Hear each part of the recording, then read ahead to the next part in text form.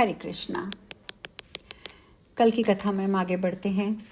तदंतर मेनका हिमालय के पुत्र और प्रिय आत्मियों में गिरजा के पुत्र का पूजन किया। वहां उपस्थित ब्रह्मा, विष्णु और शिव आदि सभी देवताओं ने पूजन किया। ओम श्रीं ह्रीं क्लीं गणेश्वराय ब्रह्म रूपाय चारवे सर्वसिद्धि प्रदेशाय विघ्नेशाय नमो नमः। इसी मंत्र से भक्ति पूर्वक वस्तु में समर्पित करके परमानंद में मग्न थे। इस मंत्र में 32 अक्षर हैं। ये संपूर्ण कामनाओं का दाता, धर्म, अर्थ, काम, मोक्ष का फल देने वाला और सर्व सिद्धि प्रद है। इसके 5 लाख जप से जापक को मंत्र सिद्धि प्राप्त हो जाती है। भारतवर्ष में जिसे मंत्र सिद्धि हो जाती है वह विष्णु तुल्य हो जाता है। उसके नाम स्मरण से सारे विघ्न भाग जाते हैं। निश्चय ही वह महान वक्ता, महासिद्ध, संपूर्ण सिद्धियों में संपन्न, श्रेष्ठ कवियों में श्रेष्ठ गुणवान, विद्वानों के गुरु का गुरु, जगत के लिए साक्षात वाक्पति हो जाता है। उस उत्सव के अवसर पर आनंद मग्न हुए देवताओं ने इस मंत्र से शिशु की पूजा करके अनेक प्रकार के बाजे बजवाए, उत्सव कराया, ब्राह्मणों को भोजन से तृप्त किया, फिर उन ब्राह्मणों को और विशेषता वंदनियों को दान दिया। श्री नारायण कहते हैं, नारद तदंतर उस सभा के बीच विष्णु परम भक्ति पूर्वक संपूर्ण विघ्नों के विनाशक उन गणेश्वर की भली भांति पूजा करके उनकी स्तुति करने लगे। श्री विष्णु ने कहा, ईश, मैं सनातन ब्रह्म ज्योति स्वरूप आपका स्तवन करना चाहता हूँ, परंतु आपके अनुरूप निरूपण करने में मैं सर्वथा असमर्थ हूँ, क्योंकि आप इच्छा रहित संपूर्ण देवों में श्रेष्ठ, सिद्धों योगियों के गुरु, सर्वस्वरूप, सर्वेश्वर, ज्ञान राशि स्वरूप, अव्यक्त, अविनाशी, नित्य, सत्य, आत्मस्वरूप, वायु के समान अत्यंत निर्लेप, शक्त रहित, सबके साक्षी, संसार सागर से पार होने के लिए परम दुर्लभ, माया रूपी नौका के कर्णधार स्वरूप, भक्तों पर अनुग्रह करने वाले, श्रेष्ठ, वर्ण्य, वरदाता, वरदायिनियों के भी ईश्वर, सिद्ध, सिद्धि स्वरूप, सिद्धिदाता, सिद्धि के साधन, सिद्धि के ध्यान के अतिरिक्त ध्येय, ध्यान द्वारा असाध्य, धार्मिक, धर्म स्वरूप, धर्म के ज्ञाता, धर्म और अधर्म का फल प्रदान करने वाले, संसार वृक्ष के बीज, अंकुर और उसके आश्रय, स्त्री, पुरुष और नपुंसक के स्वरूप में विराजमान तथा उनकी इंद्रियों से परे, सबके आदि, अग्र पूज्य, सर्व पूज्य, गुण के सागर, स्वेच्छा से सगुण ब्रह्म तथा स्वेच्छा से भी निर्गुण ब्रह्म का रूप धारण करने वाले, स्वयं प्रकृति रूप और प्रकृति के परे प्राकृत रूप हैं। शेष अपने सहस्त्र मुखों से भी आपकी स्तुति करने में असमर्थ है। आपके स्तवन में न पंचमुख महेश्वर समर्थ है, न चतुर्मुख ब्रह्मा, न सरस्वती की शक्ति है और न ही मैं कर सकता हूँ, न चारों वेदों की ही इतनी शक्ति है, फिर उन वेदवादियों की क्या गणना। इस प्रकार देव सभा में देवताओं के साथ सुरेश्वर गणेश की स्तुति करके सुराधीश रमापति मौन हो गए। मुने, जो मनुष्य एकाग्रचित हो भक्ति भाव से प्रातः, मध्याह्न और सायकाल इस विष्णुकृत गणेश स्तोत्र का सतत पाठ करता है, विघ्नेश्वर उसके समस्त विघ्नों का नाश कर देते हैं। सदा सबके सब कल्याणों की वृद्धि होती है तथा वह स्वयं कल्याण जनक हो जाता है। जो यात्रा काल में भक्ति पूर्वक इसका पाठ करके यात्रा करता है, निसंदेह उसकी सभी अभिसिप्त कामनाएं सिद्ध हो जाती हैं। उसके द्वारा देखा गया दुस्वप्न सुस्वप्न में परिणत हो जाता है। उसे कभी दारुण ग्रह पीड़ा नहीं भोगनी पड़ती। उसके शत्रुओं का विनाश और बंधुओं का विशेष उत्कर्ष होता है। निरंतर विघ्नों का क्षय और सदा संपत्ति की वृद्धि होती है। उसके घर में पुत्र पौत्र को बढ़ाने वाली लक्ष्मी स्थिर रूप में वास करती है। वह इस लोक में संपूर्ण ऐश्वर्यों का भागी होकर अंत में विष्णुपद को प्राप्त हो जाता है। तीर्थों, यज्ञों और संपूर्ण महादानों में जो फल मिलता है उसे श्री गणेश की कृपा से ही प्राप्त हो जाता है। ये ध्रुव सत्य है। नारद जी ने आगे कहा, प्रभु, गणेश के स्तोत्र तथा उनके मनोहर पूजन को तो मैंने सुन लिया। अब मुझे जन्म मृत्यु के चक्र से छुड़ाने वाले कवच की भी सुनने की इच्छा है। नारायण ऋषि ने कहा, नारद, उस देव सभा के मध्य जब गणेश पूजा समाप्त हुई तब शनेश्वर ने सबके तारक जगत गुरु विष्णु से कहा। शनेश्वर बोले, वेद वेत्ताओं में श्रेष्ठ भगवान, संपूर्ण दुखों के विनाश और दुख की पूर्णता शांति के लिए विघ्नहंता गणेश के कवच का वर्णन कीजिए। प्रभु, हमारा माया शक्ति के साथ विवाद हो गया है, अतः उस विघ्न में प्रशमन के लिए मैं उस कवच को धारण करूंगा। तदनंतर भगवान विष्णु ने कवच की गोपनीयता और महिमा को बतलाते हुए कहा, सूर्य नंदन, 10 लाख जप करने से कवच सिद्ध हो जाता है। जो मनुष्य कवच सिद्ध कर लेता है वह मृत्यु को जीतने में समर्थ हो जाता है।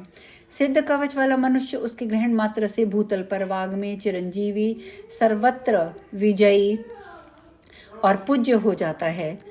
इस माला मंत्र को तथा इस पुण्य कवच को धारण करने वाले मनुष्यों के सारे पाप निश्चय नष्ट हो जाते हैं।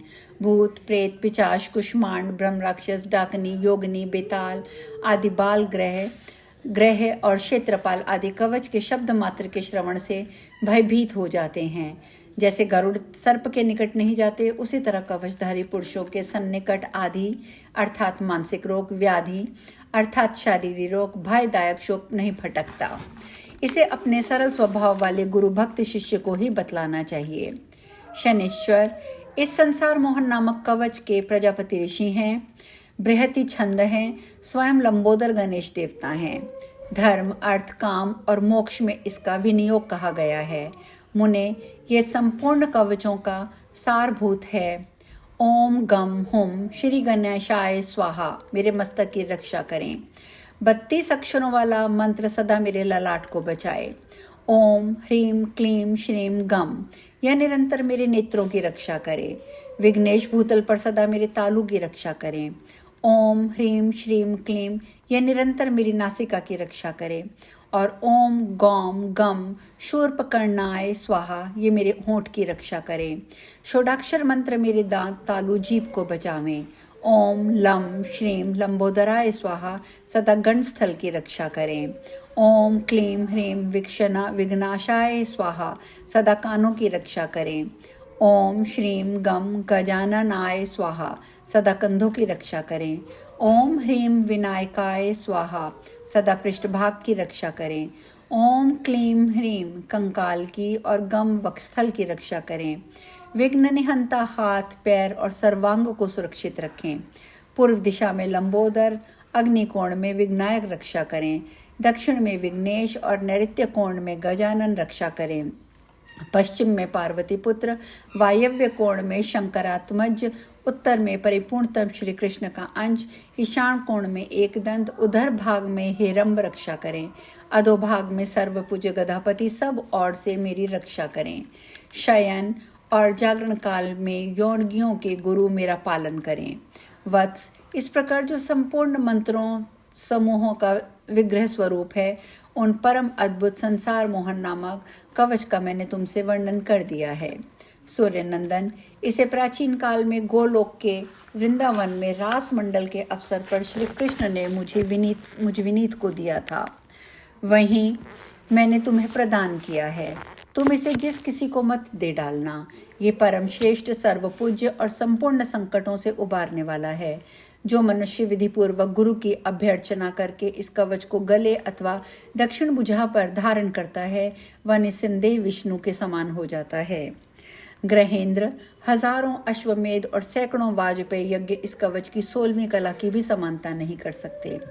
जो मनुष्य इस कवच को बिना जाने बिना शंकर सुवन गणेश की भक्ति करता है, उसके लिए 100 लाख जपने पर भी मंत्र सिद्धिदायक नहीं होता। इस प्रकार सूर्यपुत्र शनिश्चर को यह कवच प्रदान करके सुरेश्वर विष्णु चुप हो गए। तब समीप में स्थित परमानंद निमग्न हुए देवताओं ने कहा, तदंतर पहले शंकर का वीर्य पृथ्वी गिरने से कार्तिकेय के उत्पन्न होने की बात आई थी। उसी संबंध में बात छिड़ने पर श्री धर्म ने कहा, भगवान, प्रकोप के कारण रति से उठते हुए शंकर जी का वह अमोघ वीर्य भूतल पर गिरा था, ये मुझे ज्ञात है। भूमि ने कहा, ब्राह्मण, उस वीर्य का वहन करना अत्यंत कठिन था, इसलिए जब मैं उसका भार सहन न कर सकी तब मैंने उसे अग्नि में डाल दिया, अतः मुझ अबला को क्षमा कीजिए। अग्नि ने कहा, जगन्नाथ, मैंने भी उस वीर्य का भार को उठाने में असमर्थ होने के कारण उसे सरकंडों के वन में फेंक दिया। भला दुर्बल का पुरुषार्थ ही क्या, जो उसका यश ही कैसा। वायु ने कहा, विष्णु, स्वर्ण रेखा नदी के तट पर संकरकंडों में गिरा हुआ वीर्य तुरंत ही अत्यंत सुंदर बालक हो गया। श्री सूर्य ने कहा, भगवान काल चक्र से प्रेरित हुए मैं उस रोते हुए बालक को देखकर अस्ताचल की ओर चला गया, क्योंकि मैं रात में ठहरने के लिए असमर्थ हूँ। चंद्रमा ने कहा, विष्णु, उसी समय कृतिकाओं का समुदाय बद्रिकाश्रम से आ रहा था। उन्होंने उस रुदन करते हुए बालक को देखा और उसे उठाकर वे अपने भवन को चली गईं। जल ने कहा, प्रभु, कृतिकाओं ने उस रोते हुए शिशु को अपने घर में लाकर उसके भूखे होने पर उसे दूध पिलाया।